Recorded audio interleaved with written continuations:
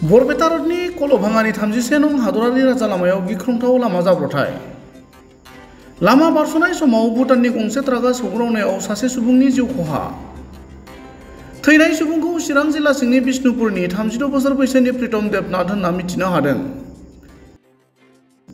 मिस्ट्रि मावनानै जिउ खांनाय चिरां जिल्ला बिष्णुपुरनि प्रीतम देबनाथआ खामानिनि थाखाय बरपेटा र'डआव रुम भारा खालामनानै थायोमोन होनना मिथिनो हादों। दिनै कलभाङानि हादरारि राजा लामा बारस'नाय समाव सानजा फारसे थांबाय थानाय भुटाननि BP5A 0120 नम्बरनि ट्राकनि सौग्रावनायाव प्रीतम देबनाथआ जायगायावनो जिउ गोमायो।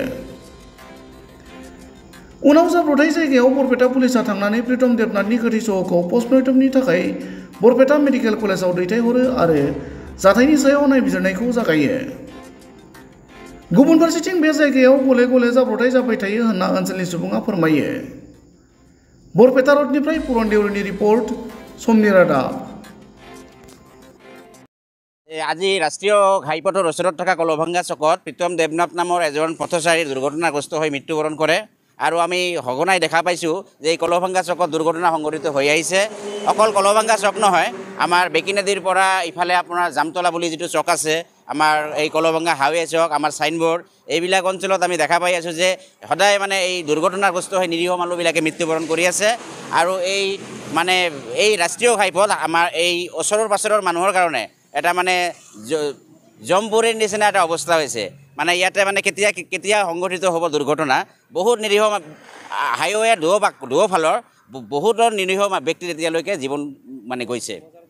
আৰু বিশেষকৈ ক'বলৈ গ'লে যে আমাৰ কলভাঙ্গা হাইৱে চকত তাতে ওচৰতে বজাৰ আছে আৰু আমি দেখা পাইছোঁ কেতিয়াবা যে বজাৰ কৰিবলৈ অহা বহুতো ব্যক্তিয়ে তেওঁলোকৰ বাহনসমূহ এই ৰাষ্ট্ৰীয় ঘাইপথৰ ওচৰত ৰাখি দিয়ে। তো আমি ভাবোঁ যে এই দুৰ্ঘটনাৰ এইটো এটা কাৰণ হ'ব পাৰে যে ইয়াতে যে সদায় দুৰ্ঘটনা হৈ থাকে।